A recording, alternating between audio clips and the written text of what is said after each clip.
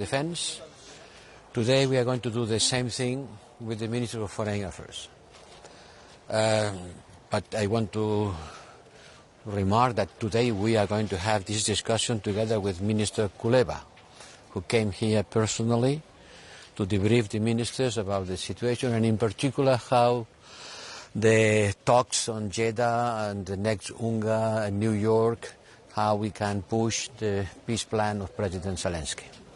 Yesterday was more the military and defense side. Today is more the diplomatic, not just about the war, but about how to end the war from the point of view of the peace plan presented by President Zelensky. Then we will have a look at what's happening in the world, the Russia influence, the consequences of the war, and certainly focusing on Niger and the Sahel.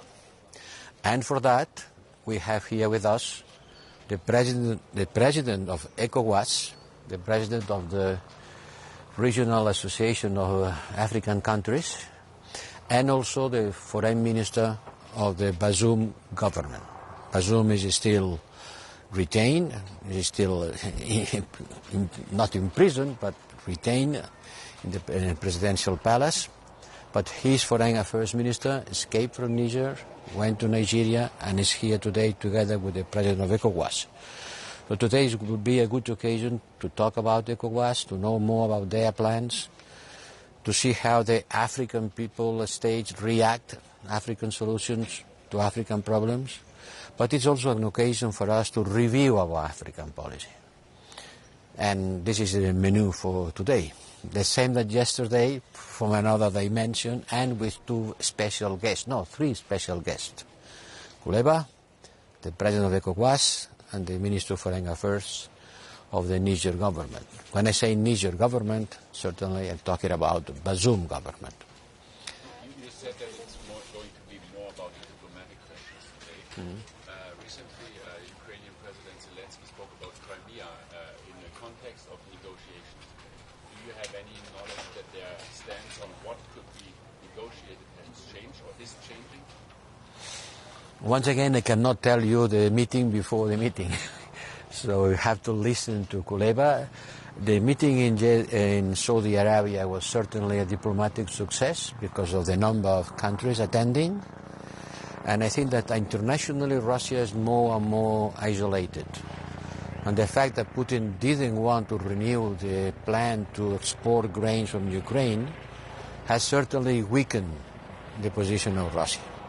Because people start understanding that the problems of food in the world are not created by our sanctions, but by the attitude of Russia, not letting the grain from Ukraine being exported. You said that the European Union should support ECOWAS. Did you mean only if they decide to sanction the regime, or did you also mean, for example, with military aid, if ECOWAS would decide to take military action against it? Well, as I said yesterday, we will consider any proposition that ECOWAS presents to us. Look, if you say African solution to African problems, if you say that you support ECOWAS, but support on what? Support on what they decide to do.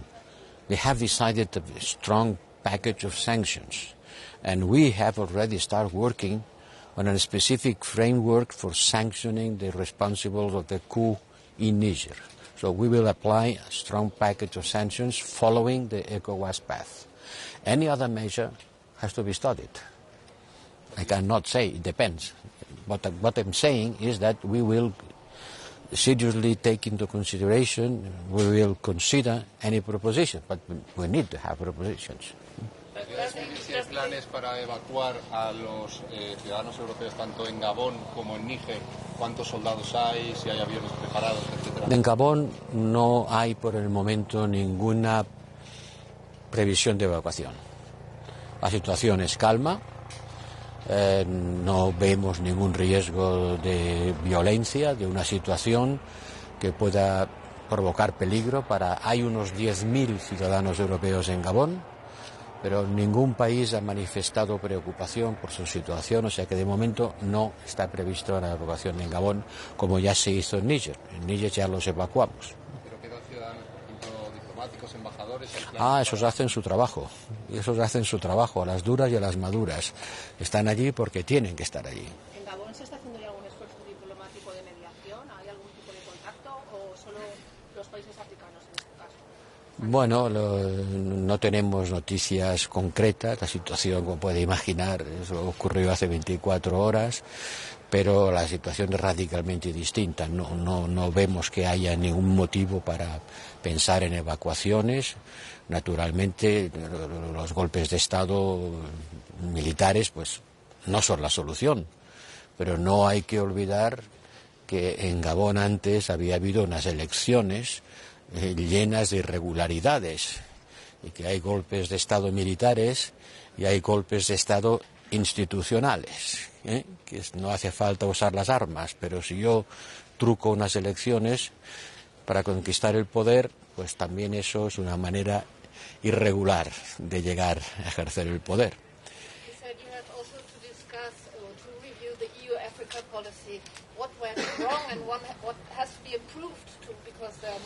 Está claro que las cosas no han ido bien.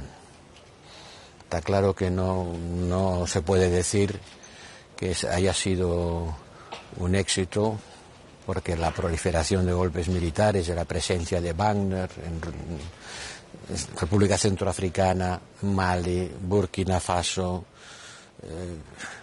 llena de los mercenarios rusos en manos de militares que han llegado al poder, no es una situación ciertamente exitosa.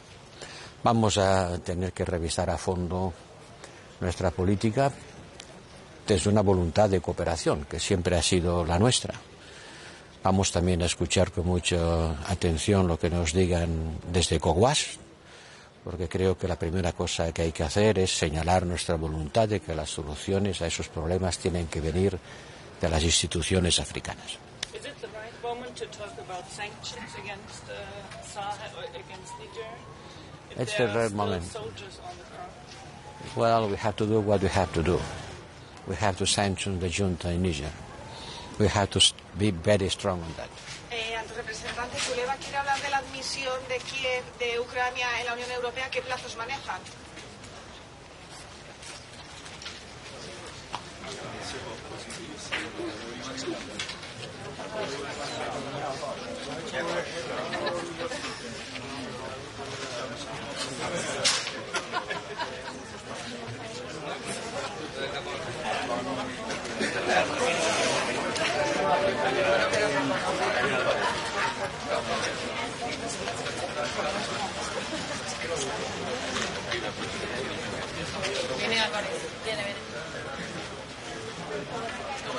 ¿Qué tal? Buenos días. Esta mañana es un momento importante para Toledo y para España, porque aquí se van a reunir todos los ministros de Asuntos Exteriores de la Unión Europea durante la presidencia española del Consejo. Por lo tanto, hoy Toledo y España son el centro de Europa. Dos son los temas que van a centrar nuestros debates y nuestros intercambios hoy, y son los dos temas que afectan más claramente a la seguridad, a la estabilidad, a la prosperidad, a la geopolítica de Europa. Ucrania, y tenemos como invitado a mi buen amigo y ministro de Asuntos Exteriores de Ucrania, Dmytro Kuleba. Y el otro punto será el Sahel, en el que se ha invitado, a petición de España, de la misma forma que también ha sido petición de España que esté hoy aquí Dmytro Kuleba, tanto al presidente de la CEDEAO, la Organización Regional de África Occidental, que en estos momentos está en primera línea política y de toma de decisiones con respecto a la inestable situación en el Sahel y muy en concreto de Níger. Viene el presidente de la CEDEAO, con el que tuve ayer un encuentro en el que repasamos de manera detallada la situación en Níger, en el Sahel, cómo ven la situación desde la región, cuáles son los próximos pasos que piensan dar. Viene acompañado del comisario de Paz y Seguridad de esa organización regional, que es un gran socio para España a nivel de cooperación, a nivel de búsqueda de la democracia, a nivel de estabilidad de lo que son nuestros vecinos africanos, África Occidental. Y también hemos invitado al ministro de Asuntos Exteriores del gobierno legítimo de Níger, del gobierno del presidente Bazoum, como un signo fuerte de apoyo de España y de la Unión Europea a la democracia en Níger y al gobierno del presidente Bazoum. Y una vez más hago un llamamiento a la liberación inmediata del presidente Bazoum y a retomar los cauces constitucionales y democráticos. Con el ministro Kuleba haremos un intercambio sobre el avance de la contraofensiva ucraniana, las perspectivas de la candidatura de Ucrania a la Unión Europea. Estamos esperando el informe, la opinión de la Comisión para el mes de octubre y será la presidencia española la que tenga que tomar la decisión histórica de dar los siguientes pasos para la candidatura de Ucrania y abrir esas negociaciones para la entrada en la Unión Europea. Y también hablaremos del plan de paz del presidente Zelensky y de todo aquello que pueda ayudar a la paz en Ucrania y a que Ucrania sea lo antes posible un Estado soberano, libre e independiente. Y en el caso del Sahel, donde nos centraremos mucho en Níger, en cómo favorecer al gobierno democráticamente elegido, trasladar el apoyo a todas las decisiones que ha tomado y pueda tomar la CEDEAO, porque no puede haber otras soluciones a lo que son los problemas de África Occidental que por los propios gobiernos y las propias instituciones de África Occidental. Asistimos también, aunque no estaba previsto en los puntos del orden del día, pero seguro que hablaremos de ello, a un nuevo golpe de Estado en Gabón. No es parte de África Occidental, pero es otro de esos sitios donde los problemas africanos necesitan soluciones africanas. Ayer la Unión Africana condenó el golpe. Nosotros, por supuesto, apoyamos, igual que lo hacemos con la CEDEAO, apoyamos a la Unión Africana. Hago un llamamiento a todos los españoles que se encuentran en Gabón y que todavía no se han puesto en contacto con la embajada, que lo hagan.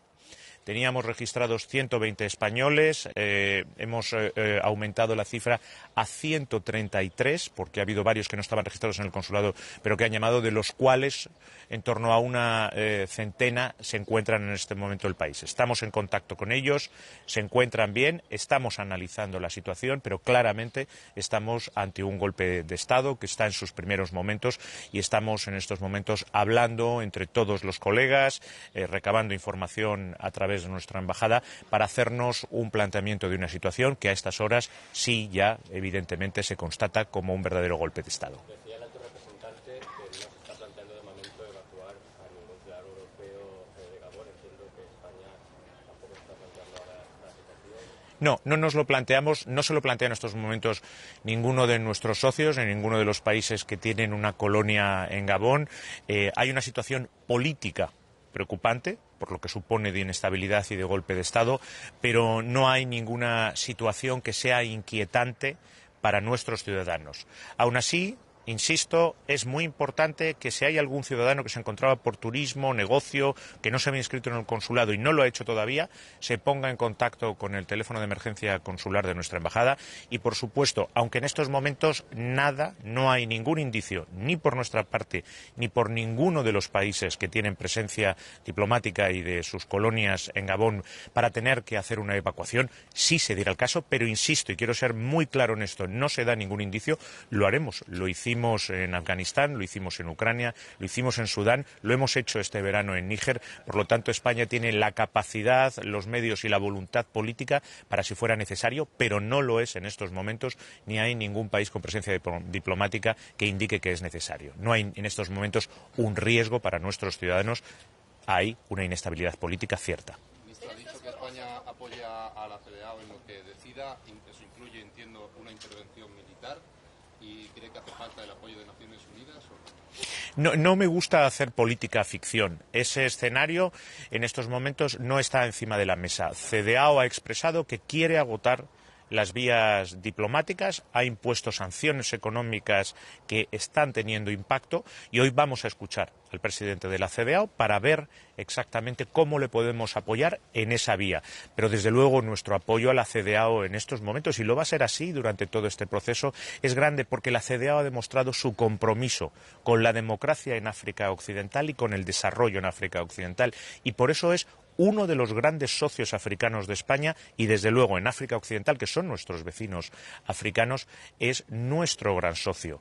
En él concentramos buena parte de nuestros programas de cooperación al desarrollo regional y, desde luego, vamos juntos en el proceso de la democratización de África Occidental. Pero hay planes sobre la mesa ya para una intervención militar, dicen que solo falta la fecha. La pregunta es si España apoya esos planes de intervención militar. Cuando se vayan planteando cada situación las iremos analizando. En estos momentos, y así me lo ha vuelto a expresar ayer el presidente de la Comisión, de la CEDEAO, con el que tuve un largo encuentro bilateral, siguen apostando por agotar las vías diplomáticas y porque esas sanciones que poco a poco van haciendo mella puedan revertir la situación, y nosotros les apoyamos absolutamente en eso. Y desde luego, nosotros hemos suspendido nuestra cooperación al desarrollo y no la vamos a retomar mientras siga esta situación de ruptura constitucional y de ruptura democrática. Y muy específicamente, y se lo volveré a trasladar a mi colega de Níger, el ministro de Asuntos Exteriores, que es el presidente interino en estos momentos en que está retenido contra su voluntad el presidente Bazoum, la situación humanitaria y personal del presidente Bazoum tiene que cambiar. El presidente Bazoum tiene, él y su familia, que volver a tener libertad de movimientos y dejar de ser retenido de manera ilegal y contra su voluntad.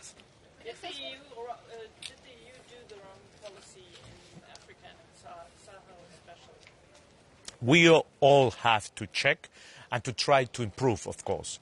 But I think that the objectives and the aims that we have had so far are correct, are the right ones.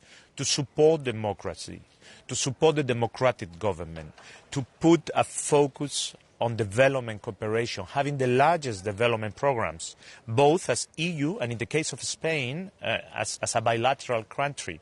I toured the region in January, and I tripled the development cooperation programs that we had. I was in Niger, I was in Abuja, where I could meet also with the ECOWAS authorities. I went to Guinea-Bissau, and I conveyed the same message, and I think that that's the right thing to do, as European Union does, as we are going to do it today.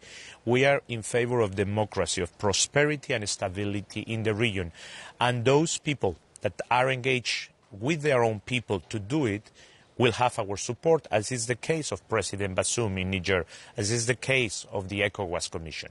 So I think, of course, we have to recheck what is going wrong, but we must be aware that today in the region there are other actors, different than the European Union, with different objectives, with different tools, that they don't seek necessarily democracy and prosperity for the African people, but for themselves. We must be aware that that's a challenge that we have to meet. About possible peace plans for Ukraine. What ideas are on the table? President Zelensky has put a peace plan, and I think that that's the best way to continue the reflection on peace process in Ukraine. There are many peace plans around the world. Many countries have put forward, many organizations. What we have to make sure is that we all give the same content to the word peace. And for Spain, peace in Ukraine means peace within the United Nations charters. And that means sovereign Ukraine within its internationally recognized border. There is no peace without that. And with or without the Crimea? Within its international recognized borders, and Crimea is within those borders. A few days ago, there was a meeting of the platform of Crimea. I participated in that meeting, and I made it clear. We support the internationally recognized borders of Ukraine, including Crimea. Thank you very much. Do you see the appetite changing for Ukraine negotiating perhaps again? Because in the very beginning there were talks, then there was a lot of many months, no talks excluded more or less. Nobody wanted to speak, there was a war. We see a change again. I think that the will of President Zelensky for peace has been very clear since the very beginning, and we must not forget, as the months go by, that this is the war of one single man, Vladimir Putin. If he wouldn't have the will of continuing this war would be ended today in the very same minute that we are speaking. All that is needed to bring peace back to Ukraine is that Vladimir Putin takes his troop to get back to the Russian borders that they should have never abandoned. Thank you. Thank you.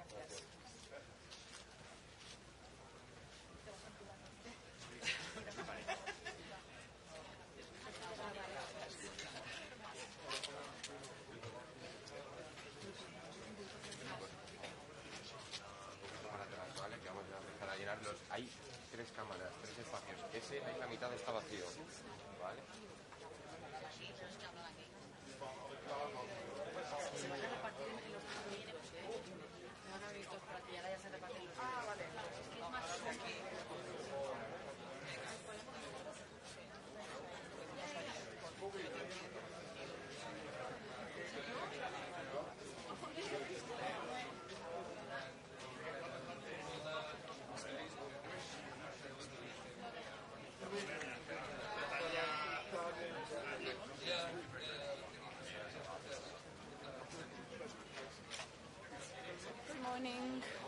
Hello, good morning. I'd just like to, since I'm coming from Slovenia, I'd just like today to stress that Slovenia suffered severe floods and extreme weather conditions, and I wish to thank today for great European solidarity. But since we're also discussing Ukraine, I have to say that Ukraine sent 50 people to help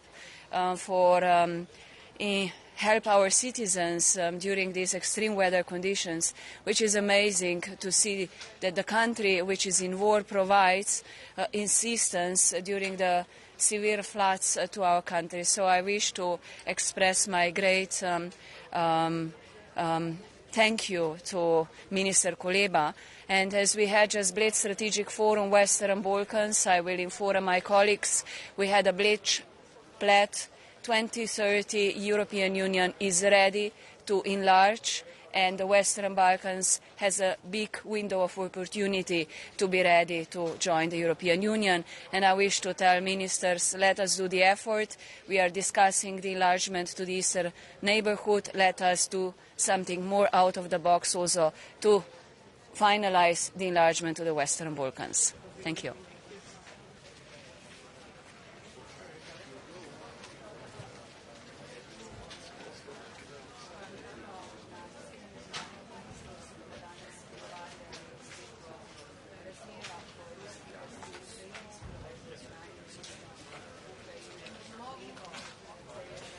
Schönen guten Morgen. Good morning.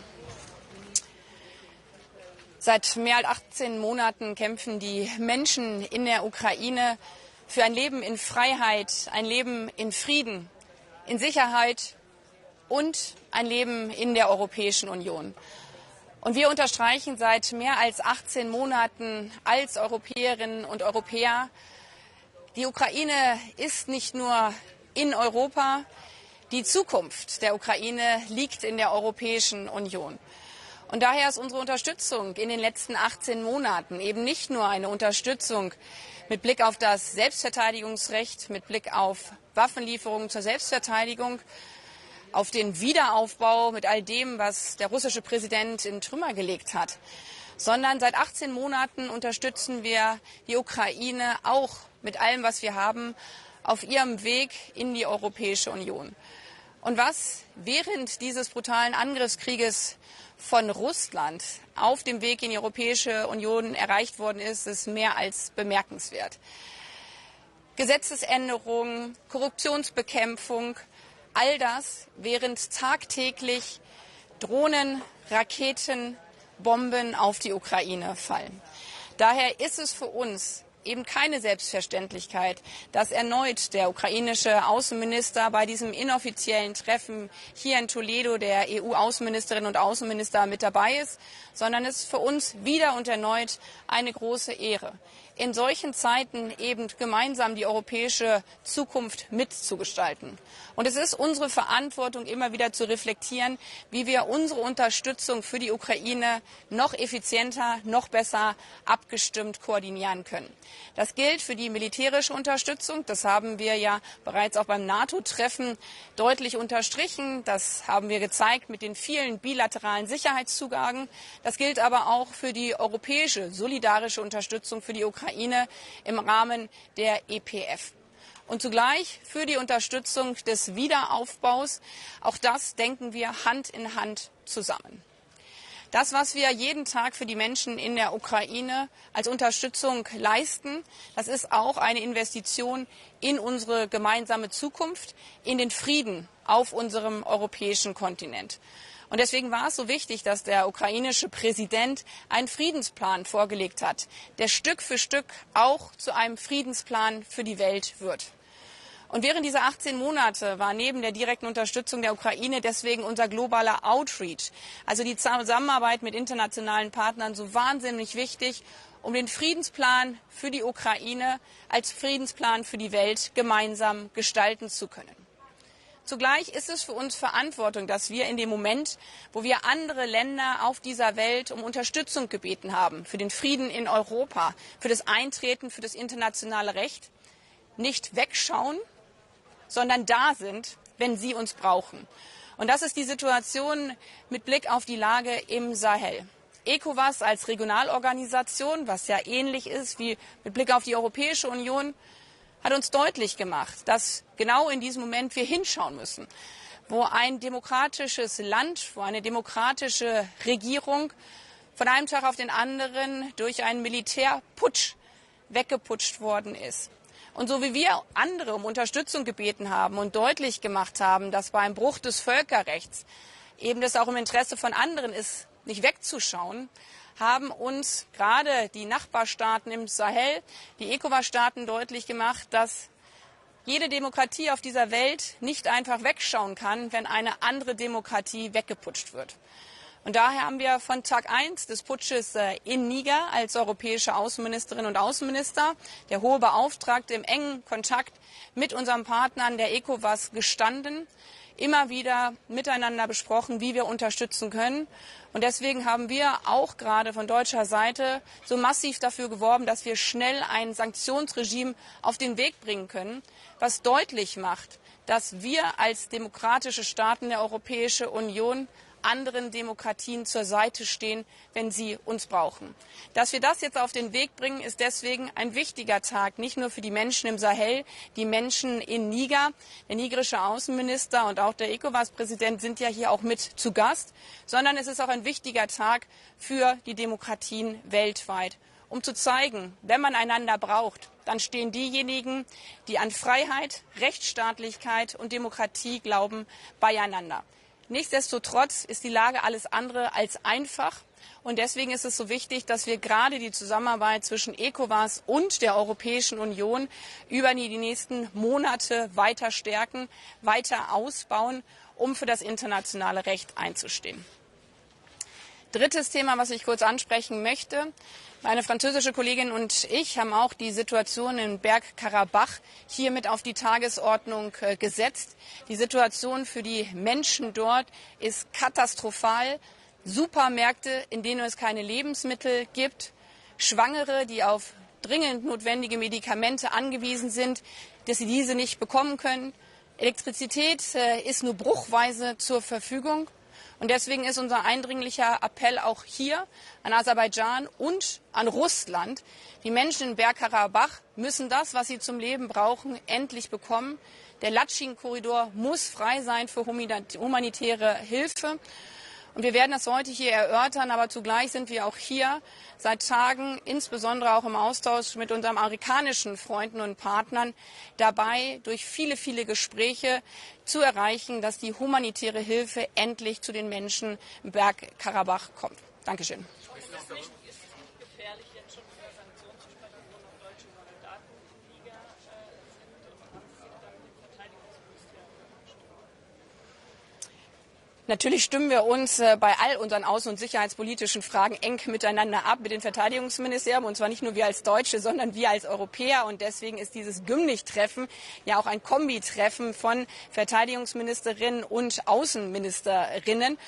Und in diesem Geiste haben wir natürlich auch an den entsprechenden Vorbereitungen für die Sanktionen in Niger gemeinsam gearbeitet. Aber nochmal, wenn man weltweit dafür wirbt, dass andere für einen da sind, wäre es das Fatalste in der jetzigen Situation zu sagen, aber wir hören eure Sorgen und eure Ängste nicht. Und wie gesagt, Regionalorganisationen wie ECOWAS, aber auch die Europäische Union sind ein wichtiger Beitrag seit Jahrzehnten für den internationalen Frieden, für die Charta der Vereinten Nationen, wo sie auch entsprechend eine Rolle haben.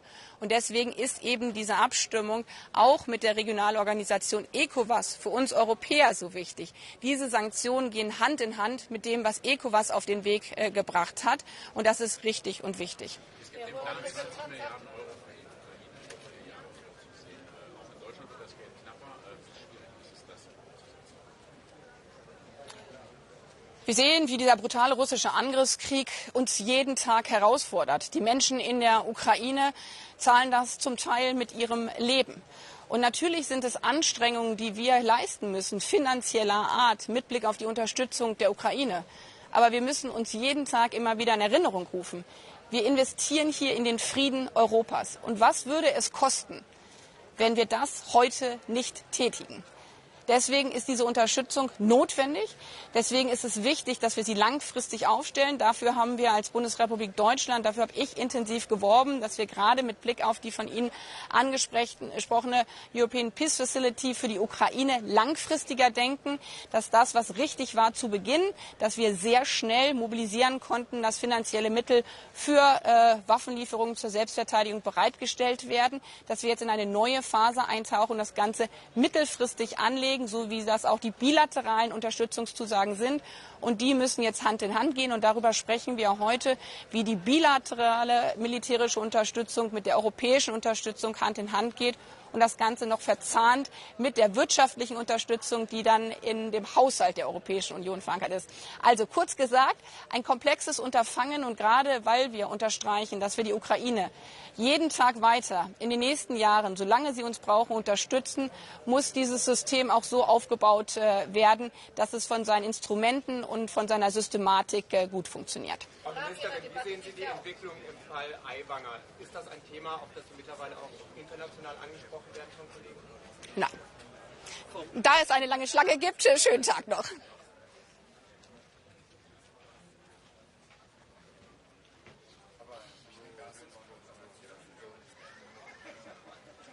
Aiwanger habe ich gehört, sonst nichts. In the middle, okay.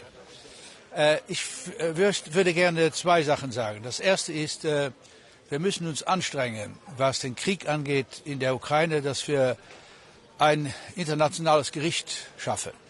Wir eiern jetzt ein Jahr herum, sowohl in Brüssel wie auch in New York, und wir kommen zu keiner Lösung.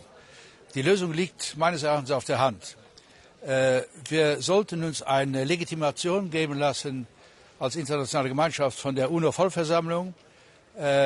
Das würde vollends genügen. Das würde auch dieses Gericht nicht interferieren in den Internationalen Strafgerichtshof, der sich weiterhin um Genozid bekümmert, um Kriegsverbrechen und Verbrechen gegen Menschlichkeit. Aber wir machen diesen Schritt einfach nicht. Und ich fürchte, auf einmal ist es zu spät. Und wir müssen es doch hinbekommen, auch als Europäer, die zu den Ukrainern stehen, und die Ukrainer wollen das ja auch, ein internationales Gericht, ohne dass die Ukrainer müssen ihre Verfassung ändern, dass wir die Hauptverantwortlichen von Putin und Co. angefangen, dass wir die auch zur Rechenschaft ziehen können als internationale Gemeinschaft. Wir haben bis jetzt es nicht fertiggebracht, diesen Schritt zu tun. Das ist bedauerlich, und wir müssen uns anstrengen. Das Zweite, was ich sagen will, anderer Kontext, aber seit 1. Januar 2023 sind 200 palästinensische Menschen gestorben und 30 israelische in Israel-Palästina. Sie wissen, dass jetzt der israelische Gericht wieder tausende Wohnungen auf dem Gebiet C im Westjordanland Wohnungen autorisiert hat. Was geschieht? Die jungen Menschen wehren sich dagegen und greifen bedauerlicherweise zu den Waffen, und die Spirale dreht. Diese Siedlungspolitik der Israelis tötet den Friedensprozess. Es gibt keine Zwei-Staaten-Lösung mehr, wenn das so weitergeht. Und darum internationales Recht sieht, dass eine Besatzungsmacht muss die Bevölkerung in diesem Gebiet schützen. Und hier wird genau das Gegenteil gemacht. Ich hoffe, dass wir als Europäische Union wieder die Kraft haben, dies auf die Tagesordnung zu setzen, mit den Amerikanern zusammen, und unseren israelischen Freunden sagen, dass diese Politik, diese Siedlungspolitik absolut in ein Chaos führen wird und es nie eine Lösung geben wird zwischen Israel und Palästina, was natürlich aber, was ja für die Welt eigentlich was für den Frieden in dieser Region sehr, sehr wichtig ist. Also wir konzentrieren uns, das ist auch richtig, auf Niger und auf die Ukraine, Russland. Selbstverständlich, aber wir dürfen nicht den Fehler machen, dass wir alles andere, was rundherum schlecht läuft, einfach vergessen. Danke. Unterstützt Luxemburg den 20 Milliarden Euro Plan von Herrn Borrell für die Ukraine? Ja. Erwarten Sie da eine Ja. Einigung bis Ja. Jahresende? Ich hoffe. Sehen Sie auch Widerstand? Es dürfte eigentlich keinen Widerstand geben. Sie wissen, dass wir noch ein Problem zu lösen haben, was diese 8. Tranche angeht, und ich hoffe, dass wir das fertigbringen. Also wenn wir sagen den Menschen in Europa und in der Welt, Europa steht hinter der Ukraine, müssen wir auch diesen Plan dann auch hinbekommen. Ja. Die Militärmachthaber in Niger, halten Sie das für Einen Moment noch. Also die ungarische Blockade. Ja, also das ist etwas, was ich eigentlich nicht richtig kapiere, aber akzeptieren muss. Es sind die Regeln der Europäischen Union. Ein Land kann auch solche wichtige Entscheidungen blockieren, und das macht Ungarn zu Unrecht. Muss Kiew denn die OTR-Bank zum Beispiel von dieser Liste der Unterstützer des Krieges runternehmen? Ja. Ist das die einzige Lösung? Das ist die Forderung der Ungarn. Aber anscheinend, ich bin kein Spezialist darin, ist das alles nicht so ohne und so einfach. Ja. Gibt es wieder ein Momentum vielleicht für mehr Nachdenken Richtung Friedensverhandlungen? Ja. Jetzt geht jetzt auch über die Krim gesprochen. Ist das Taktik oder sehen Sie, dass sich die Zeiten auch ein bisschen ändern? Nein, ich glaube, die Menschen in der ganzen Welt, wer wäre dagegen, wenn wir einen Weg finden, um aus diesem Drama da rauszukommen? Wir in der Europäischen Union dürfen die Linie nicht verlieren. Wir haben eine Linie, die müssen wir beibehalten. Wir müssen wissen, dass wir weiterhin die Ukraine stärken müssen, dass sie sich wehren kann. Das ist das eine. Und zweitens, dass wir humanitär und auch wirtschaftlich an der Seite der Ukraine stehen. Alles, was von Initiative geschieht, sei es von China, sei es von Saudi-Arabien, sei es von europäischer Seite, alles, was wir tun können, um diesen Konflikt zu stoppen, ist natürlich willkommen. Allerdings darf es nicht so geschehen, wie Herr Sarkozy das sagt, dass die Ukraine alles aufgibt und dann die Russen alles bekommen, was sie wollen, und dann es ein gezwungener Frieden wird. So geht es nicht. Wenn Sie heute über die Sahelzone Ja. reden, Ja. dann geht es ja auch um eine Neuorientierung der EU-Afrika-Politik. Was ist eigentlich schiefgelaufen und was muss verbessert werden? Ja, es ist schief gelaufen und es läuft weiter schief. Und das müssen wir wenigstens im Kopf haben. Wenn wir sehen, wie die Reaktionen im Senegal zum Beispiel sind, gegenüber Europa und verschiedenen Ländern Europas, wir müssen wieder mit Afrika in einen Dialog kommen, wo die Afrikaner nicht nur das Gefühl haben, dass wir etwas wollen, sondern dass wir auch etwas geben können. Ich war 2015 dabei, bei der großen Krise, als wir diese Sitzung hatten in Malta über die Migration. Und wir haben Afrika versprochen, dass wir in Sachen Relation zwischen Europa und Afrika nicht nur über Migration reden, nicht nur nimmt die Leute zurück, sondern dass wir auch uns wirtschaftlich mehr bemühen und dass wir auch legale Migration fertigbringen. Das ist ein Punkt, der wäre psychologisch unheimlich wichtig, damit Afrika uns wieder, sagen wir mal, besser versteht. Ja. Würden Sie auch Sanktionen gegen Niger unterstützen? Ja, das ist ein Punkt. Also ich bin sehr betroffen, denn Basum war ein Außenministerkollege während langen Jahren. Ich war mit dem französischen Außenminister in Niamey, als er als er intronisiert wurde als Präsident. Es geht mir schon sehr, sehr nah. Und wir müssen darüber nachdenken, da bin ich total einverstanden, wie wir mit Sanktionen auch können Bewegung in diese Sache bringen. Ja. Aber in der militärischen Frage, also wenn die ECOWAS um Unterstützung, europäische Unterstützung für eine militärische Intervention bittet, soll Europa ja sagen? Also Europa soll die ECOWAS unterstützen. Und was die ECOWAS macht, soll Europa unterstützen. Okay? So.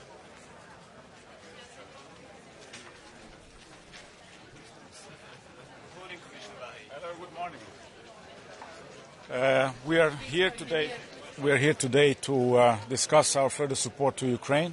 I'm very happy to see Minister Kuleba among us, and I do hope that we will make progress on all the proposals the Commission has made. We made very clear proposals to not only continue supporting Ukraine, but also to chip in the reconstruction effort. We do hope that the Council will make progress. We will also discuss Niger and the coup that has happened there. We, of course, are very much concerned about the situation, and we want to listen to our African partners. How do they assess the situation? Charles Michel suggested an enlargement of the European Union until 2030. Is this date realistic, or do you think? What I think is that if this is a message from the Council, that the Council wants to finally engage and make a big leap to make enlargement happen, this is a welcome news. Of course, the Commission has always been ready to make any proposal that would lead to us there.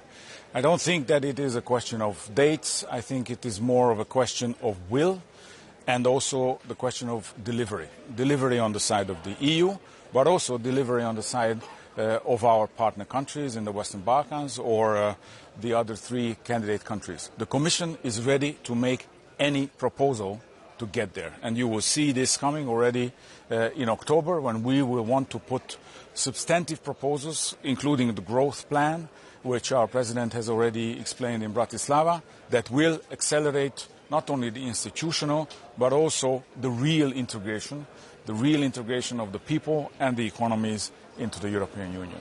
Are you in contact with Mr. Orban, and do you understand his position on the sanctions? I think you should ask him. Which countries could be first to join the European Union, in your opinion? Which are closest? I think those are the closest who delivered the first. So I would encourage all of them to speed up their work.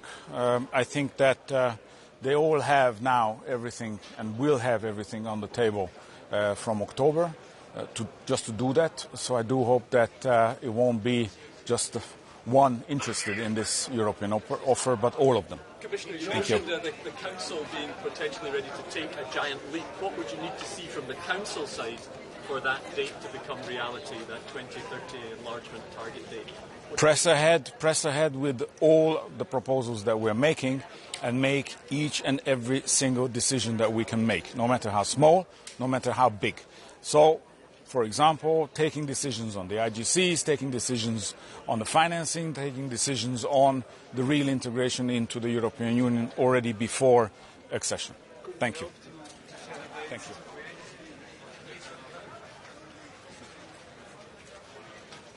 Good morning. Just to say, from the Irish perspective, from Ireland, today's meeting is a particularly important one, where we will send a very strong message of our continued and sustained support for Ukraine in the face of the appalling illegal invasion of Ukraine by Russia. And it is important that we place that support on a sustainable footing. And that support will be multifaceted, but particularly in terms of the financial support emanating from the European Union, and in terms of the European Peace Facility, that a very clear message is sent that this is over the long term our support for Ukraine, and that it will sustain. Obviously very important discussions today also in terms of the coup d'etat in both Niger and Gabon, and we will have the Nigerian Foreign Minister here with the President of the ECOWAS Commission. I'm looking forward to that discussion. Our priority is the restoration of the constitutional order by diplomatic means. We have to adopt a multifaceted approach to Africa in general. From the Irish perspective, we believe that there has to be continued sustained investment in people in Africa, from the humanitarian dimension, development dimension, in addition to the security dimension. It can't just be one. But certainly a lot of room for reflection and thought in terms of what is happening in the Sahel at the moment, and very, very concerning, the number of coup d'etats that have taken place, and the essential undermining of the democratic process. Minister, go ahead. Do you think the EU has made any mistake in Africa? Sorry? Do you think the EU has made any mistake? Well, I think I've just back from Africa. I was in Mozambique and South Africa, where we have very strong development programs, and they are working well. But I think we can learn lessons, and we do need to evaluate our approach to Africa in the light of what has transpired. But also we have to be conscious that there are malign actors in Africa also, and who seek to exploit situations, particularly resources there. I think the European Union has been very strong in terms of humanitarian development within Africa, but I think our engagement has to be one of persistence. We have to continue to invest in people, And by that I mean in terms of education, health services and in supporting, and also in understanding tradition, culture, nuance, that we respect that. Minister, the European Union was about to give substantial amounts of military aid to military in Niger that then went ahead and staged a coup. Do you think it's time for the EU to reflect on whether it does enough due diligence when it's approving large amounts of military aid through the peace facility to militaries in Africa and elsewhere? Well, the fundamental rationale for that, of course, is to support the people in these countries against jihadists and against extreme organisations who can create enormous humanitarian difficulties subsequently. So that presents a very significant dilemma for the European Union in respect of training and supporting the armies of various African states, which in turn then can be subject to a coup d'etat and a change of regime, with the result that very often that funding isn't being allocated for the original purpose. So yes, there will be reflection on that, but it does present a very significant dilemma. Ireland is a neutral country. Is there anything in Borrell's plan to top up the EPF by 20 billion euros that is not in line with your special status? No, I mean, we are militarily neutral. We are not members of NATO, but we have facilitated and made our per capita contribution to the European Peace Facility through constructive abstention, and our funding goes towards non-lethal aspects of the overall support package that goes to Ukraine, and that has been the position from the outset of the EPF, and we have been facilitative of the EPF and have supported its overall creation. So there's nothing in the proposals that in any way undermine or in any way impinge upon Ireland's traditional policy of military neutrality. Thank you very much indeed. Thanks.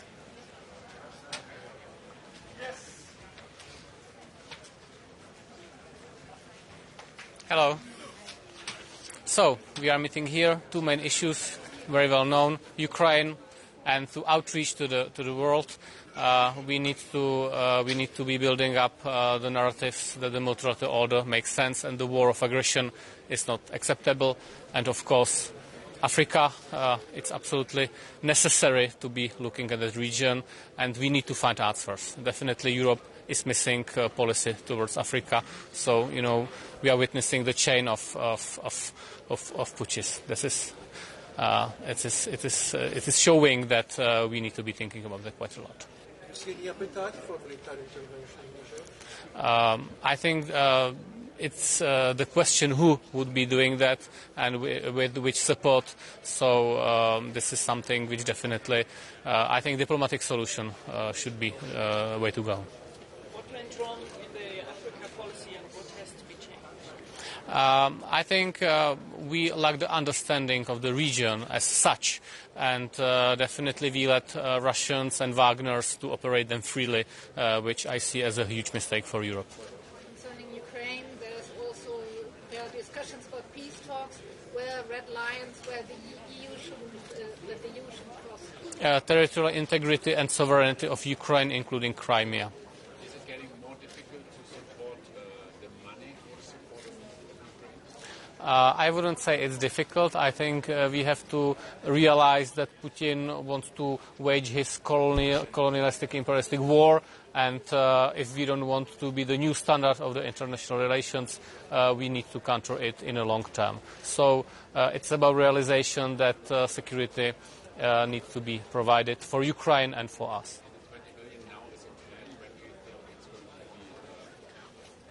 This is something which we are very actively discussing, so let's see how that goes. But we support that, and detail needs to be discussed. Okay, thank you very much. Thank you.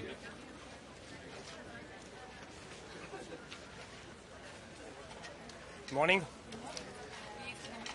Here. So first of all, I would like to congratulate Spain for the presidency of EU and the first gymnastic meeting here. We have very important topics, as you know. First of all, of course, Ukraine. I'm very happy that Foreign Minister Kuleba is here together with us to discuss. Estonia has joined as well the G7 declaration of Ukraine a couple of weeks ago. And I'm very satisfied that we have now the frame for the long-term commitments. Is it like the military support, political support, but also the re-establishment of the Ukraine? And we especially discussed these kind of topics today here. What is important as well that we have the common understanding how we fund, where are the money to support Ukraine. And today we discuss as well this 20 billion euros of peace facility to finally hand over to Ukraine for the support. But for Estonia it's very important as well the international law. So we must find a legal way how to form the special tribunal that also the crimes of aggression of the leadership of Putin and the Troika will be put under the trial. As you know as well, we have a United Nations assemblies coming in September. So we would like to form the common understanding that no one should enjoy the immunity from the aggression crimes. And this understanding must be common for all the European Union foreign ministers and countries. And of course, the situation in Africa. Estonia has committed in Mali. We were ready to go to Niger, but now we have to find the common understanding and support. How can we find a peaceful solution in Africa? Thank you.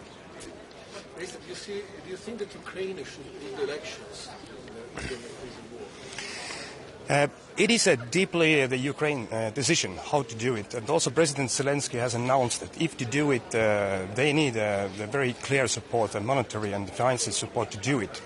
There is clear understanding, and during the war, active war situation, it is very complicated to run elections based on the standards that we have in the democratic world. But I think that the clear message from the President Zelensky was that he is not holding the power because of the war, but he is ready to hold the elections if it is possible. So it is deeply the decision for Ukrainians if they run the elections. How do you assess the situation on the battlefield? Is Ukraine making enough progress? If we look back like 1.5 years, then Putin had a plan for the special operation for like 6 days. But now we have 1.5 years, the full-scale war, and Ukrainians are fighting back. We support them, but they are in the battlefield. And also, I've always said many times that we cannot wait for the one single counterattack and then the war will be finished. We must support Ukraine constantly. And I think that we see success stories as well on the battlefield. So it takes time, and Ukrainians are fighting very proudly. And if you follow the news the last couple of days, then we have some success on the battlefield as well. It takes time. We cannot get tired of that. This is not a war movie, which lasts like 1 or 2.5 hours, and now we are waiting the end because we want to have a next movie. No, this is a real war, and we must support Ukrainians. They are losing their best sons on the battlefield, and they have success stories as well. So I'm, as you asked, if I'm satisfied, I am satisfied with the situation. So thank you. What do you think about Russian drones searching for destinations in Russia and coming very close to you? Yes, Ukraine has all the rights to defend itself, also in Russian territory. And any kind of actions that's weakening the Russian war machine is a success story for Ukraine as well. So, thank you. We have colleagues coming there. Guten Morgen. Ein bisschen ein Stau gewesen, aber gab Gelegenheit zu guten Gesprächen gleich vorne. 20 Milliarden Euro an Unterstützung für die Ukraine, an Militärhilfe sind im Gespräch. Ist diese Summe Ihrer Meinung nach ausreichend? Warum sollte man diesen Topf Ihrer Meinung nach nicht in der Friedensfazilität anziehen? Also, um es klarzustellen, es geht nicht um Militärhilfe, sondern es geht genau um die europäische Friedensfazilität, die man noch aufstocken will. Unsere Position ist, ja, es braucht Unterstützung, aber was die konkreten Summen betrifft, sollten wir das nicht als Einzelmaßnahme sehen, sondern wir haben ja auch Vorschläge der Kommission, was die makroökonomische Unterstützung für die Ukraine betrifft, über 50 Milliarden. Das sollten wir gemeinsam diskutieren, weil es geht nicht hier sozusagen um einzelne Punkte, sondern es geht um die Frage, was ist die Europäische Union bereit, weiterhin für die Ukraine zu leisten. Wir haben enorm viel geleistet, aber aus österreichischer Warte sage ich ganz klar dazu, unsere Linie ist unverändert und sehr klar. Wir werden weder Waffen liefern, noch Waffenlieferungen finanzieren. Daran ändert sich nichts. Das ist unser Neutralitätsstatus.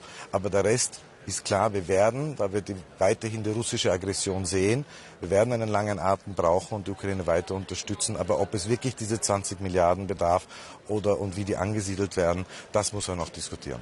Abgesehen davon, wo sie angesiedelt werden, sollten bestehende Mittel aus dem EU-Budget vermutlich verwendet werden, aus den Corona-Hilfen, oder sollte es dafür frisches Geld geben? Also die europäische Friedensfazilität ist ja ein eigenes Vehikel, das eigens finanziert ist. Und wie ich gesagt habe, daneben wurde von der Kommission ja auch eine makrofinanzielle Hilfe vorgeschlagen. Und unsere Position ist, wir sollten das gemeinsam diskutieren. Das ist ein Gesamtpaket, auch finanziell, letztlich gerade aus Blickpunkt der Mitgliedstaaten und die nicht sozusagen Einzelmaßnahmen herausziehen. Aber ich will sagen, 2 Punkte klar. Es wird weiterhin Unterstützung der Europäischen Union brauchen. Wir haben ja auch ein Interesse, zum Beispiel in puncto Wiederaufbau, ganz stark hier am Start zu sein. Aber aus österreichischer Warte, wir werden weiterhin weder Waffenlieferungen leisten, noch diese finanzieren. Sie sagen seit Jahren, wie wichtig die Sahelzone für die Europäische Union ist. Jetzt hat die EU kaum noch Einfluss in diesem Bereich. Was ist da schiefgelaufen? Also ich glaube, das, was in Afrika geschieht und jetzt vor allem in der Sahelzone, muss wirklich ein Alarmsignal sein für uns. Dass wenn in Niger zum Beispiel russische Fahnen geweht werden, antifranzösische Songs gesungen werden, das zeigt, dass unser Softpower, unser Einfluss weit geringer ist, als wir es uns vielleicht gewünscht haben oder gedacht haben. Ich glaube, wir müssen da völlig neu denken. Und ein wesentlicher Punkt aus meiner Warte ist die Tonalität, die Art, wie wir mit den afrikanischen Staaten sprechen. Wir sind vielleicht noch zu sehr in einem von oben herab Ton gefangen. Und das merken wir auch. Und deshalb ist es jetzt sehr wichtig, dass wir sehr klar signalisieren, es wird nicht Europa, es wird nicht der Westen hier reinkommen und von außen Lösungen aufoktroyieren, sondern wir wollen, dass die Afrikanische Union, die afrikanischen Staaten und in diesem Fall die Westafrikanische Union, ECOWAS, von selber für ihre Region Lösungen entwickelt und wir sie dann unterstützen. Das wird genau die heutige Diskussion sein. Das heißt, afrikanische Lösungen für afrikanische Probleme.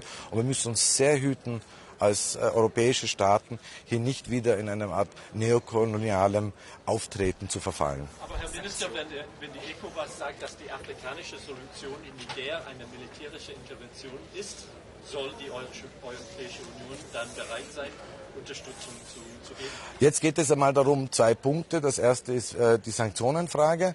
Ich glaube, hier sollten wir der Bitte der ECOWAS entsprechen und die Putschisten unter sozusagen Kontosperren und Visasperren belegen. Das zweite ist finanzielle Unterstützung. Es ist ja gerade gestern auch von algerischer Seite ein sehr interessanter Vorschlag gekommen, der mir eigentlich sehr einleuchtet. Und was wir wollen, ist möglichst lange einen diplomatischen Prozess. Jedes Mittel der Diplomatie nützen, bevor wir hier in irgendeiner Form militärische Interventionen unterstützen.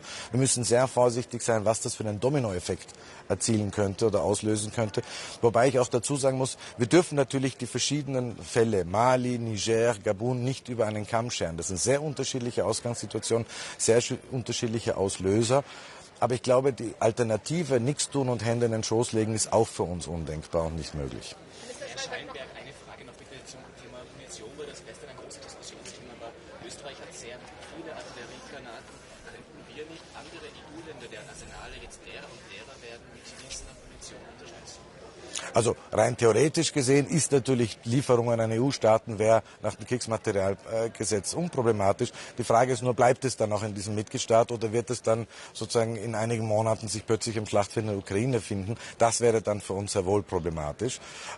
Aber die Linie ist sehr klar, das Neutralitätsrecht gibt ja eine ganz klare Linie vor und die österreichische Bundesregierung wird sie einhalten.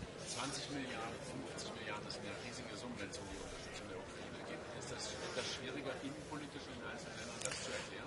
Ich glaube, wir haben eine große Aufgabe auch in der Erklärung und ich glaube, wir tun auch gut daran, immer wieder den Bevölkerungen klarzumachen in Europa, es geht hier nicht um eine Verlängerung eines Krieges. Es geht um Unterstützung der Ukraine in ihrem Kampf um ihre Freiheit, ihre territoriale Integrität.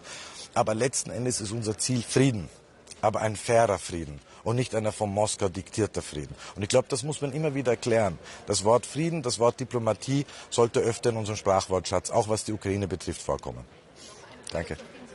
Wenn man jetzt mit neuem Geld gemeinsam wieder Projekte anschieben möchte, wie möchte man verhindern, dass dann einige Staaten durch Veto das dann Also wir haben ja momentan eine Situation in dieser Preisklasse, Ich habe es immer gesagt in der Vergangenheit und möchte es weiterhin so halten. Wir haben die Stärke in Europa gehabt, dass wir Sachen hinter geschlossenen Türen diskutieren und erst in der Öffentlichkeit gegangen sind, wenn wir eine Einigung haben. Das haben wir bei 11 Sanktionspaketen gemacht. Das haben wir bei jeder Tranche der europäischen Friedensfazilität bis jetzt so gehandhabt. Und ich würde das gerne weiterhin so handhaben. Danke sehr.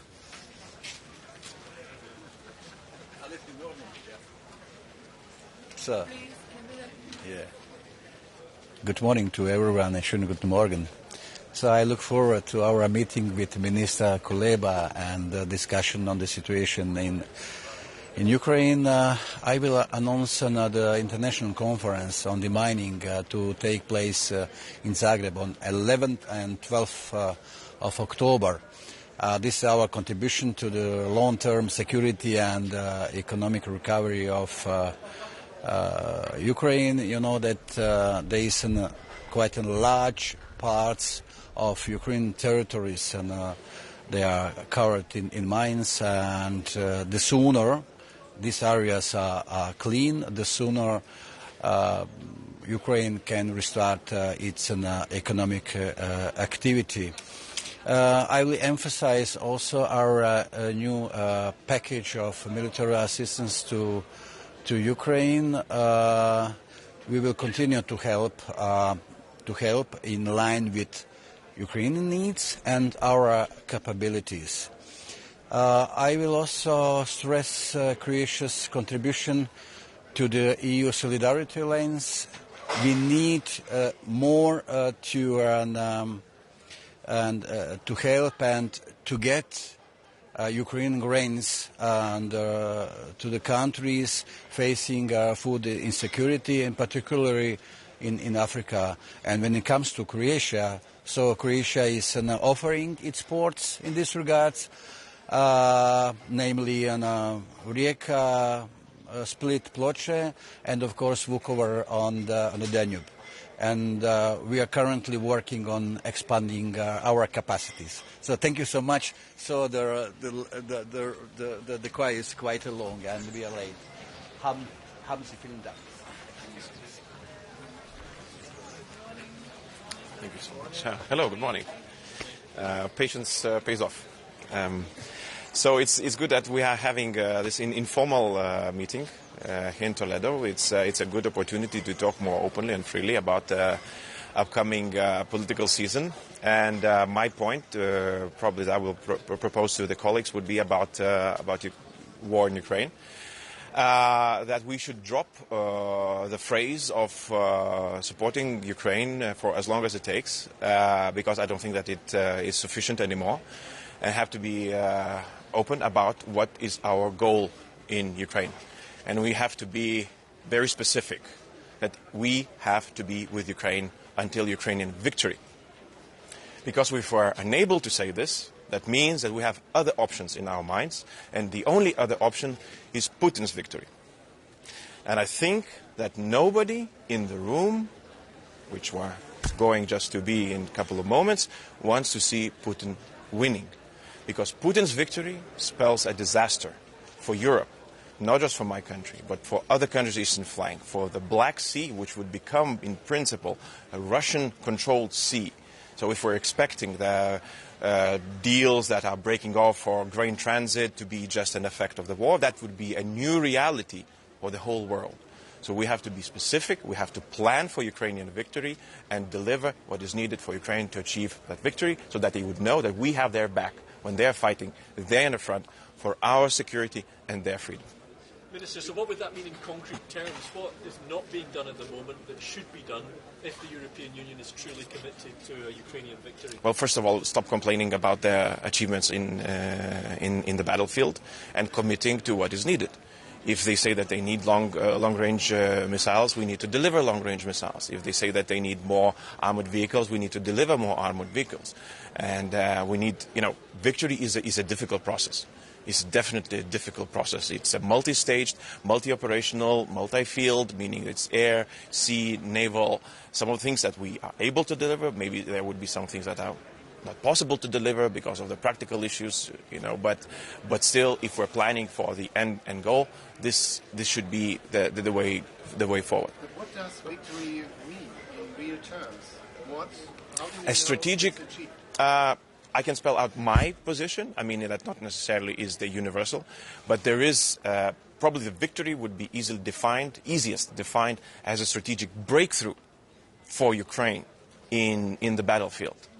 So that could be defined as in a stage of war. That could be a tactical breakthrough, but it provides a strategic aftermath afterwards. Breaking through to Azov Sea. Controlling the supply routes into Ukraine. These sort of things would basically, they change the theater of the war in Ukraine. And they are within reach. And they've been within reach. Now the problem is that Russians are bunkered in. They were given ample time to dig in, build barricades. 3 defense lines are built in Ukraine. So Ukrainians are now, as we speak, they're breaking through the first one, but there's still 2 more to go. And that requires a lot of commitment from our side. And I feel that there is a wariness, there is, some countries might feel tired and exhausted because, the public is, pressing, and it's all understandable. But we have to be very clear as to what does it entail if we don't support Ukraine till victory.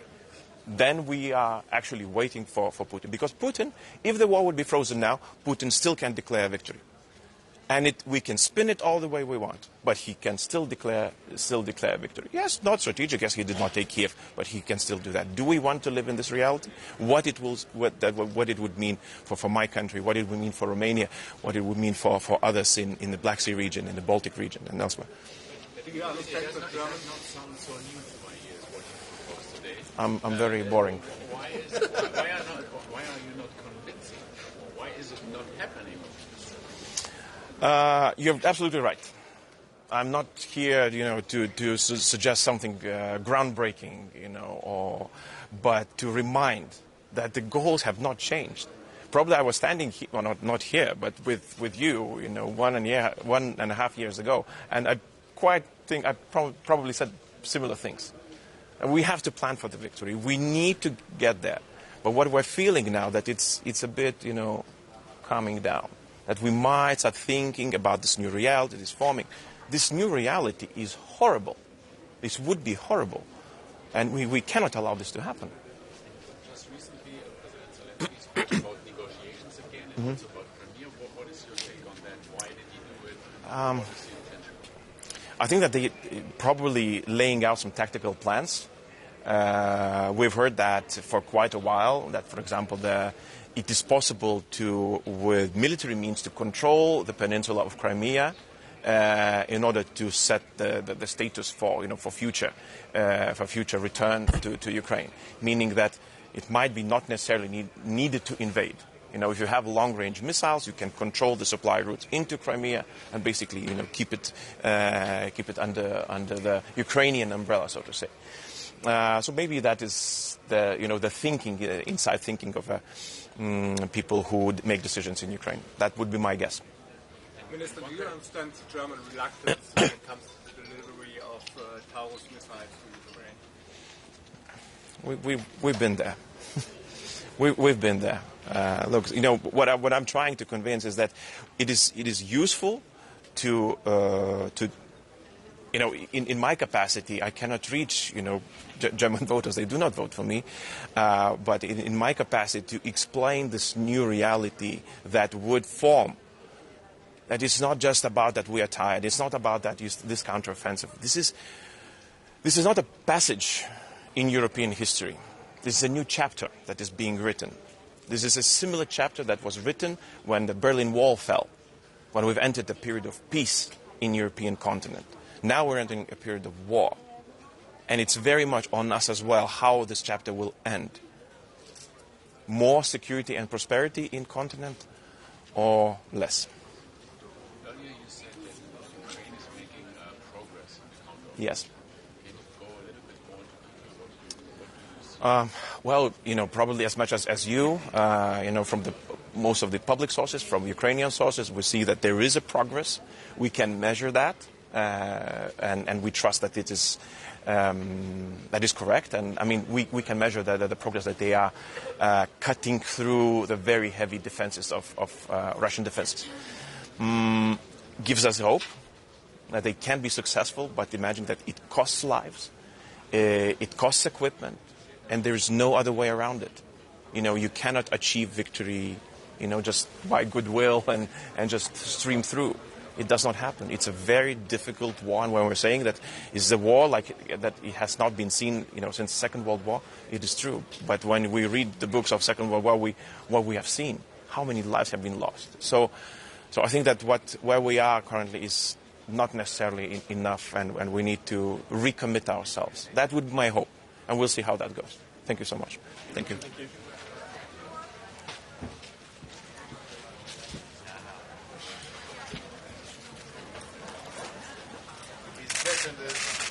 The third micro. Yeah, but it's nice if you stay with us here and tell us. Yes, I know, but I think it's better to stay here.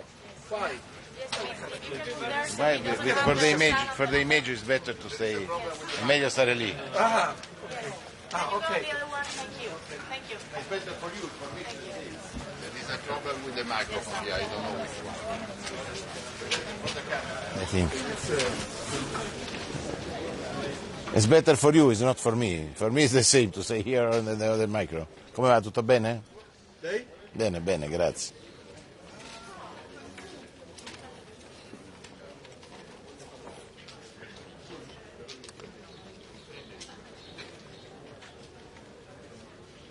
Cominci tu? Facciamo noi? Sì, cominciate voi. Sì. Mr. Landsbergis, the Lithuanian minister, just spoke about some signs of war fatigue, and actually that the goal should be a victory in Ukraine over Russia. Do you agree that this should be the goal? Do you see signs of war fatigue? Of course, we need to work all together. First of all, it's important the unity of the European Union, also with NATO. Our goal is the peace with justice. Justice, the freedom of Ukraine. The Russian army out of Ukraine is not easy. For Italy, it's important also to strengthen the Turkish action in favor of an agreement on grain, because the Black Sea agreement is very, very important also for the stability of Africa. We need to work for peace. Also, the nuclear center of Zaporizhia is very important to protect this zone, to have a free zone around Zaporizhia. These are the two most important points for Italy. At the same time, we want to strengthen Ukraine. I have spoken with the Minister Kuleba. We are ready for doing more. For also, the Italians will be in Odessa for the reconstruction of the cathedral. There is an Italian delegation in the next days for starting with the reconstruction of Odessa Cathedral. This is very, very important for us. It's a clear message to the Ukrainians. Uno dei temi al centro dell'incontro sarà ovviamente il Niger, la situazione nel Sahel, il nuovo colpo di Stato in Gabon. Volevo chiedere se le preoccupa l'instabilità della regione, se è preoccupato che abbia una conseguenza sui flussi migratori, sulla pressione migratoria, e se esporrà queste preoccupazioni anche agli dei paesi. Posso rispondere in inglese perché sennò gli altri l'italiano capiscono in pochi. Of course, the situation in Africa is one of the most important points for us for this today meeting. The stability of Africa is crucial. We are working for a diplomatic situation in Niger and in Gabon. We are following the situation day by day. There is a good proposal by Algeria for a diplomatic solution. Of course, military solution should be a disaster. For this we need to work day by day for a diplomatic solution, with supporting the democracy, of course. For this, the first point of the Algerian proposal, 6 months and then the elections, and should be a good idea, but we need to decide all together. We are supporting, of course, the West African organization, but our position is diplomatic solution, not a military action against Niger. In Gabon, there is more or less the same problem, but in the sub-Saharan Africa, there is a very difficult moment. Our approach is an approach against a new colonization. We need to talk with the Africans as friends, not with European glasses, but with African glasses. This is important for us. I worked hard when I was commissioner, when I was president of the European Parliament. I'm doing the same for a good link as friends between Italy, Europe and Africa. For this we need to invest more in Africa, on education, on growth, on industry. We need to have more cooperation between universities. For this is important to explain to the Africans our position is a position for a friendship, win-win agreements also on raw materials, for example. We need to work with joint ventures and for the transformation in Africa with African workers. This is our position. We need a Marshall Plan for Africa. The part of Italian Marshall Plan is Mattei Piano Mattei, for growth, for better cooperation in many sectors, also energy, industry, agriculture. We are ready for a business meeting in Africa. Of course, instability of Africa is a danger for illegal immigration. As you know, the Agadez Road is the road for the human traffickers, for drug traffickers and weapon traffickers. But we need to look at Agadez region for the stability of the Niger, also against human traffickers, for stopping illegal immigration. For this we will push also together for a diplomatic solution for the stability of the region, because the danger is the Russians. The Russians are not behind the putsch in Niger, but they will use the situation, the instability, for a new colonization. China will do the same, but the Russians in this moment, they're very dangerous, also through Wagner, because Wagner is present in many African countries. This organization is very dangerous, the criminal organization, of course. Is the coup recognized in the Niger government? No, we need to work all together, but we need to talk. We will have in Niger a new chargé d'affaires, because our ambassador is leaving and going to South Korea, but we will have a new chargé d'affaires, a new diplomat in Niger, because we need to talk for achieving good solution. Of course, we are in favor, we defend democracy in Niger, but we need to defend democracy through diplomacy, not through weapons. Can I ask you one question on Tunisia, please? Is Tunisia delivering on the commitments it made to the European Union when it comes to stopping illegal migration? I think it's important to work with Tunisia. Of course, for Italy, the memorandum is a good choice by the European Union. The meeting between President Sayed and President von der Leyen and Prime Minister Rutte, Prime Minister Meroni has been very positive. We need to work for the stability of Tunisia.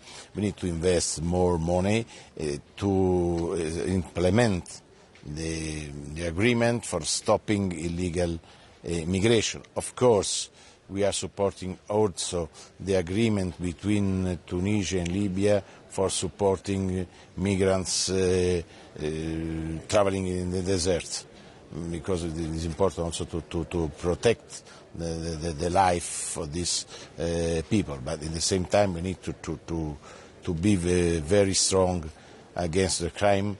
When the Tunisian police is working well in this moment, but we are ready also for doing more with the Tunisians. We proposed also a new Italian boat for the Tunisian police for stopping the crime, because the problem is the organization. The organization of human traffickers are the same of drug and weapons. We know very well the situation. For this, we need to work hard. As I said, it's important the implementation of the agreement between European Union and Tunisia. Also, I think it's important to have more flexibility by the monetary fund for helping this country, the stability of this country. But of course, we are pushing for the reforms, but it's important the stability, because there are a lot of people coming from Algeria, from Libya, going through. They went through Tunisia to go to Italy. The situation in Italy is very, very, very complicated. The immigration is one of the most important points for us. There are problems not only in the Mediterranean Sea but also in the Western Balkans. For this we need to work hard all together. We need a European solution for Italy, for Greece, for Malta. It's impossible to achieve a good solution without European help. The solution could be to revamp Operation Sophia? No, Sophia is the past, but we need to study good solutions also for more investment. The problem is to have a strategy short-term but also a long-term strategy. The right to stay in Africa, as Pope Benedict said, is important. The right not in the immigration. For this is crucial to push in this direction, to invest more and to do more in Africa. For this is important the stability of the sub-Saharan region. Mr. Minister, briefly, when you say that a military solution in Niger would be a disaster, are you also thinking that that would have repercussions on migration, that you fear that could trigger a new migration? Yes, of course. Of course, to have a war in Niger is more people leaving this country, as in Sudan. There are more and more people leaving Sudan. The war is a disaster. No, I am totally against European intervention, but also we need to be prudent for the West African countries. For this, as I said, it's important to study and to work for a diplomatic solution in favor of democracy, of course, but through a diplomatic solution. Thank you. Thank you. Have a nice day.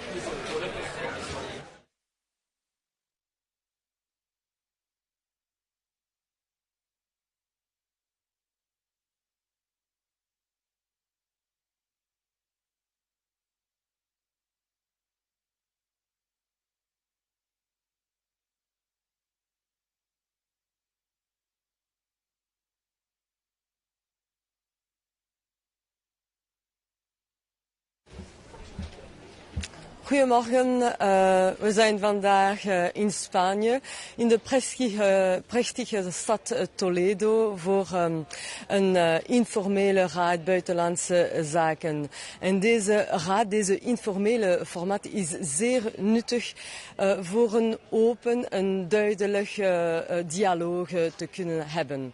Alors, au programme de ce gimniche, de ce format informel du Conseil des ministres des Affaires étrangères, deux discussions très importantes qui concernent deux continents différents.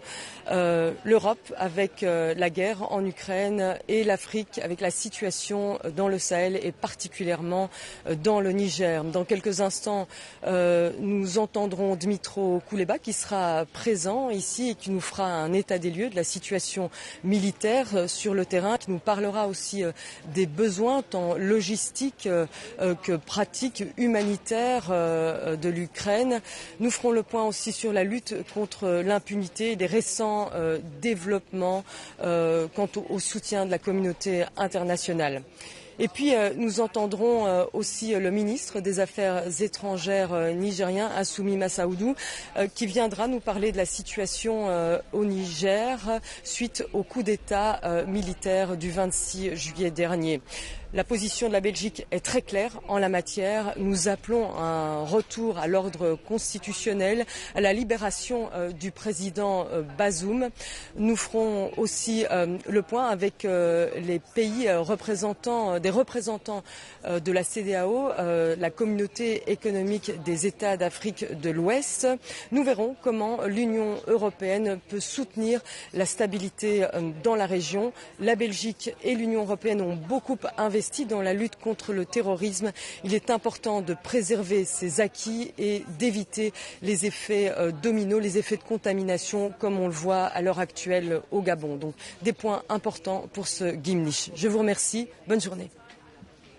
Προσερχόμαστε σήμερα προσκεκλημένοι της Ισπανικής Προεδρίας στο άτυπο Συμβούλιο Υπουργών Εξωτερικών Γκίμνιχ για να συζητήσουμε δύο εξαιρετικά σοβαρά θέματα για την ευρωπαϊκή και την παγκόσμια σταθερότητα. Το ζήτημα της Ουκρανίας, το οποίο επιμένει μετά την επιθετική πολιτική της Ρωσίας. Θα έχω την ευκαιρία να ενημερώσω τους ομολόγους μου σχετικά με την πρωτοβουλία που ανέλαβε η ελληνική κυβέρνηση και ο Πρωθυπουργός να προσκαλέσει τη διάσκεψη των Αθηνών 20 χρόνια μετά από την κοινή δήλωση για τη διεύρυνση των Δυτικών Βαλκανίων, όπου προσκλήθηκε και ο πρόεδρος Ζελένσκι για να εκφράσουμε ακριβώς την αλληλεγγύη μας στην Ουκρανία. Το δεύτερο ζήτημα έχει να κάνει με το πραξικόπημα το οποίο έχει συντελεστεί στον Νίγηρα. Δυστυχώς η ευρύτερη περιοχή του Σαχέλ υποφέρει και δεν είναι καθόλου μακριά μας και δεν είναι καθόλου ασήμαντη. Τα γεγονότα στην Γκαμπόν το επιβεβαίωσαν πριν από λίγες ημέρες. Το 8ο πραξικόπημα τα τελευταία 2 χρόνια είναι πολύ σημαντικό για την Ευρωπαϊκή Ένωση να μπορέσει να διαγνώσει τα αίτια που οδηγούν αυτές τις χώρες της Αφρικής στο να οθούνται σε πραξικοπήματα και βεβαίως να προλαμβάνονται οι σημαντικές διαχειτικές συνέπειες που μπορούν να υπάρξουν από μια σειρά τέτοιων πραξικοπημάτων. Ευχαριστώ. I would like to thank our Spanish host for the hospitality and for all the preparatory work leading to today's meeting. There is a number of important issues on the agenda. I will make reference quickly to 3 of those. Firstly, Ukraine. Will reassess the Union's comprehensive approach with the objective to maximize the supportive effect for Ukraine. Secondly, the Sahel region. We condemn the recent coup d'etat in Niger and we call for the restoration of the constitutional order as well for the immediate and unconditional release of the president of Niger. Thirdly, I will brief my colleagues about recent developments in Cyprus following the very serious violation of the status of the buffer zone by Turkey. In that process, the Turkish occupying force assaulted and injured UN peacekeepers. These acts have been condemned firmly by the international community and, of course, by the European Union. Cyprus, a member state of the European Union, remains fully committed to international legality and is focused on the resumption of substantive negotiations for the Cyprus problem. Others, with European aspirations, they have their own choice to make. Thank you very much.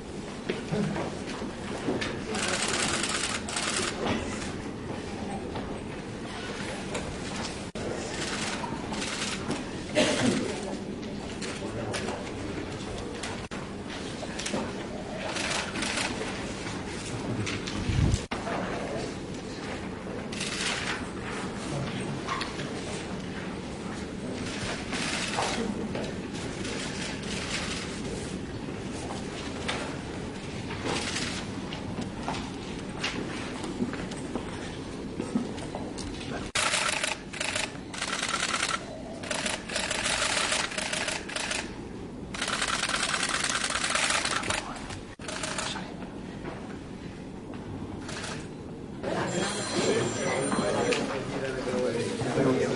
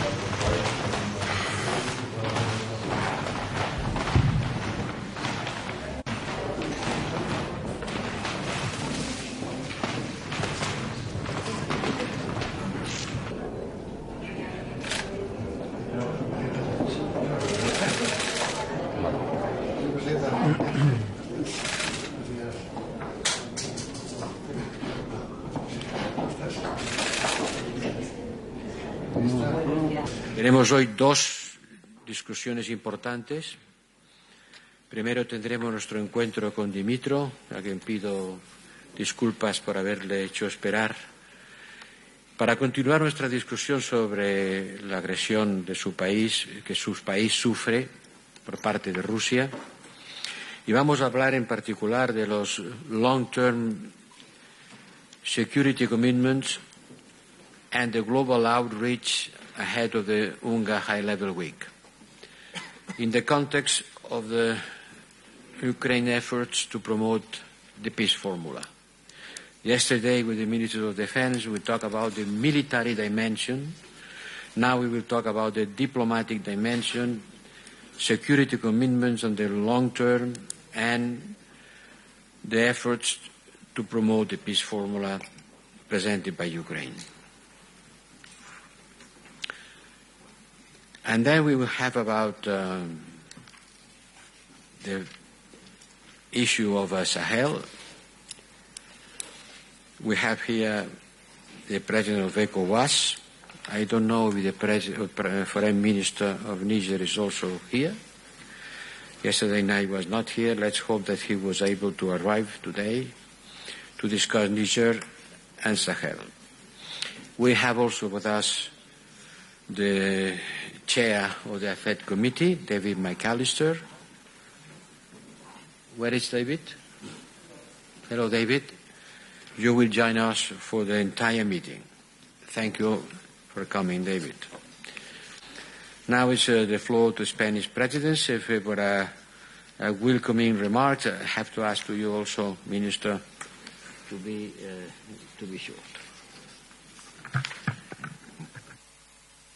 Muchas gracias, Josep. Queridos colegas, querido Dimitro, bienvenidos a España y bienvenidos aquí a Toledo, a esta extraordinaria ciudad que representa también los valores de tolerancia y de diversidad de la Unión Europea.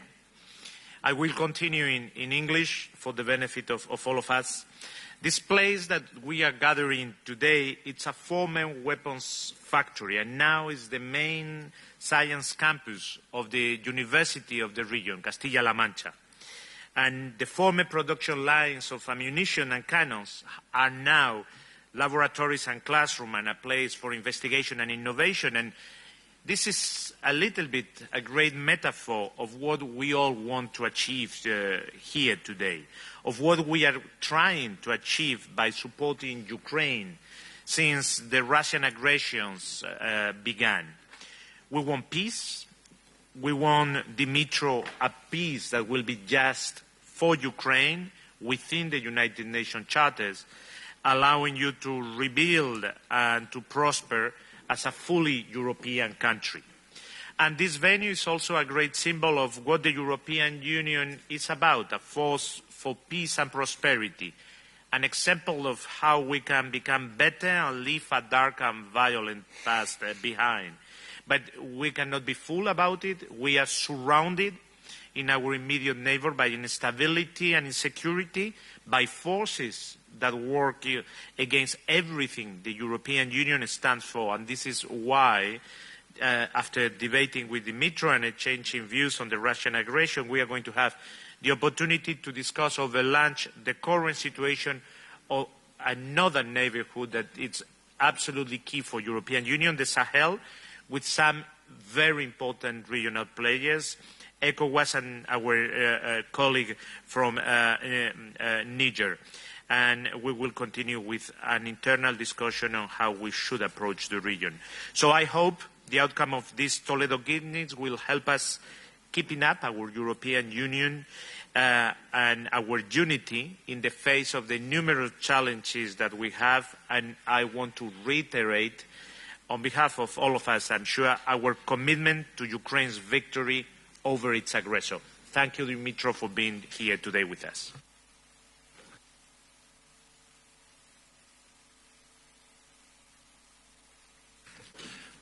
Clock is ticking, but I cannot not say how much I'm happy to see all of you, dear friends, and thank you for what you've been doing, and thank you for inviting me here, not only because it's an informal meeting, which is always very special, but also because this city is splendid. It's so nice. It's like recharging batteries for me, and I appreciate this opportunity. I liked your metaphor, Jose Manuel, about weapons factory turning into the research facility. But I have a different metaphor, which is where else could I ask for more weapons than at the weapons factory? So our requests remain the same. You all know them. The war is raging, artillery ammunition. We hope that things will begin to work smoothly with the initiative that you adopted.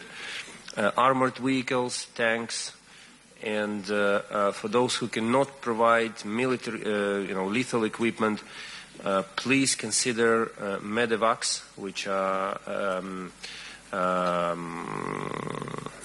not fortified, but armored ambulances, to evacuate wounded soldiers from the battlefield. This is very high demand.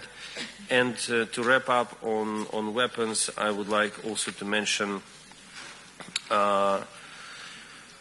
we should deprive Russia of the capacity to produce missiles and drones. We see that the production is increasing, and they use Western elements, Western spare parts in it.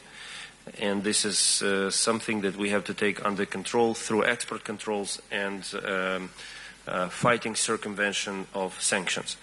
Now let me take you briefly through the schedule between now and December, because we are preparing for the new political season.